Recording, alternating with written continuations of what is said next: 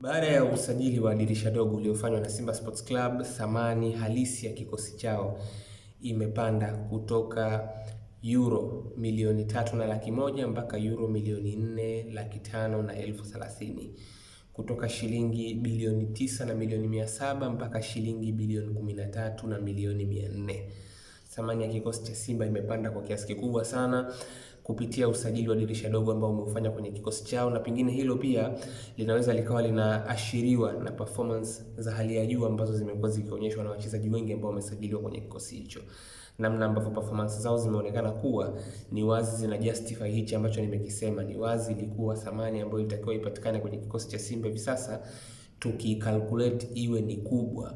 Ni wazi kuna pesa nyingi ilibidi itumike, au hata kama haikutumika pesa nyingi, basi wachezaji ambao waliletwa ni wachezaji ambao thamani zao ni kubwa sokoni, na ndio maana tunaona kitu kikubwa kutoka kwao mwisho wa siku. Kwa hiyo thamani ya kikosi cha Simba kwenye upande wa euro kimepanda kwa euro milioni 1,425,000 kutoka kwenye euro milioni 3,100,000 mpaka euro milioni 4,500,000.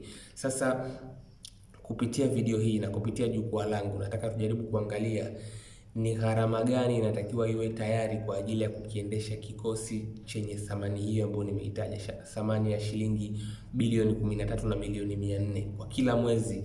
Simba wanatakiwa kuwa na gharama kiasi gani kwa ajili ya kukiendesha kikosi chenye thamani hiyo? Sasa moja kwa moja bila kupoteza muda, nataka tuanze na mishahara ya wachezaji wa kikosi cha Simba, makadirio ya wachezaji wote kwenye kikosi cha Simba. Tukianza na wachezaji wazawa ndani ya kikosi cha Simba, makadirio ya mishahara yao kwa mwezi inacheza baina ya milioni 5 kwa mwezi mpaka milioni 15. Sasa hii milioni 5 mpaka milioni 15 mwisho wa siku inategemea na uzoefu, nafasi yako kwenye kikosi cha kwanza na kila kitu mwisho wa siku. Maana unategemea watu kama kina Kapombe na wengineo wawe kwenye high end ya hichi ambacho nimekitaja. Then kuna ambao pia mwisho wa siku watakuwa kwenye low end, yani wale ambao hawana uhakika wa mara kwa mara kwenye kikosi, lakini ni wachezaji ambao wanategemewa pia kuwa wana play part kubwa kwenye malengo ya Simba Sports Club kwa msimu husika. Wachezaji wa kigeni hawa ndo mkate wao wa mshahara unakuwa ni mkubwa always. Fungu lao, mkate wao unakuwa ni mkubwa. Kuna gharama kubwa sana inakuwa imetumika kwenye kuwaleta, na hata hii thamani kubwa ambayo Simba wamefanikiwa kuipandisha kwenye kikosi chao, walioiongeza hasa ni wageni. Yaani wageni wengi ndio wamekwenda kuelevate thamani ya kikosi cha Simba. Kwa hiyo ni wazi utakapoenda kuingia kwenye makubaliano na mikataba na hawa watu, maana lazima pia utakuwa unawalipa fedha nyingi zaidi pengine kuliko wazawa, na rightly so. Hawa makadirio ya mishahara yao inacheza baina ya shilingi milioni 20 kwa mwezi mpaka milioni 40.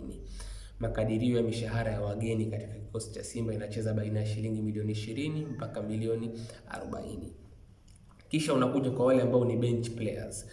Yaani ni wachezaji ambao hawana uhakika wa nafasi za kuanza moja kwa moja, lakini wana nafasi yao pale ambapo kuna watu wanakosekana katika kikosi cha kwanza. Yaani ni understudies, ni wale ambao wanasubiri nafasi ipatikane kupitia kwa mchezaji wa kikosi cha kwanza kukosekana kiuhakika ndipo waingie. Mishahara yao inakadiriwa kuwa baina ya shilingi milioni 3 mpaka milioni 8 kila mwezi. Wengi wao wanacheza hapo. Sasa kwa kusema hivyo, tafsiri yake ni kwamba kwa kila mwezi kwa upande wa wachezaji wa kikosi cha Simba tu mishahara yao haipungui shilingi milioni 335 kwa kila mwezi. Milioni 335. Huo ni wastani. Maana hiyo inaweza kwenda hata juu zaidi ya hapo. Inaweza ikaenda juu zaidi ya hapo. Tukija kwenye benchi la ufundi. Benchi la ufundi la Simba Sports Club kwa maana ya kocha mkuu, wasaidizi wake, madaktari kwenye benchi la ufundi na wataalamu wengine ambao wanaunda benchi la ufundi, hawa makadirio yao conservative, na yenyewe hii wastani pia unaweza ukawa ni mkubwa kidogo hapo, lakini makadirio ya conservative ni shilingi milioni 100 iwe tayari. Yani hiyo ni haipungui milioni 100 inalisha benchi lote la ufundi la Simba Sports Club.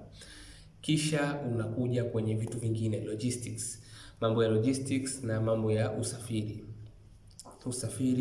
hoteli, kambi, bonus.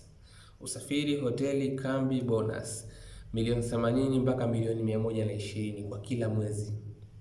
Inatakiwa iwe tayari kwa ajili ya kuhakikisha kwamba hivyo vitu vinakwenda katika mtiririko ambao umetulia. Kwa hiyo maana yake mwisho wa siku unajikuta Simba Sports Club mpaka unafanikiwa kuiweka katika mstari na kuiendesha kwa utulivu kwa kila mwezi, maanake unazungumzia kiasi cha shilingi milioni 535 ambacho kinaweza kupanda mpaka shilingi milioni 600 na kwa kila mwezi. Hiyo ni pesa ambayo inabidi iwe tayari kwa ajili ya kuhakikisha kwamba uendeshaji wa Simba Sports Club unakuwa ni wenye mtiririko mzuri, na hapo ndipo ambapo unakuja kujustify matumizi ya bilioni 6 kiufupi.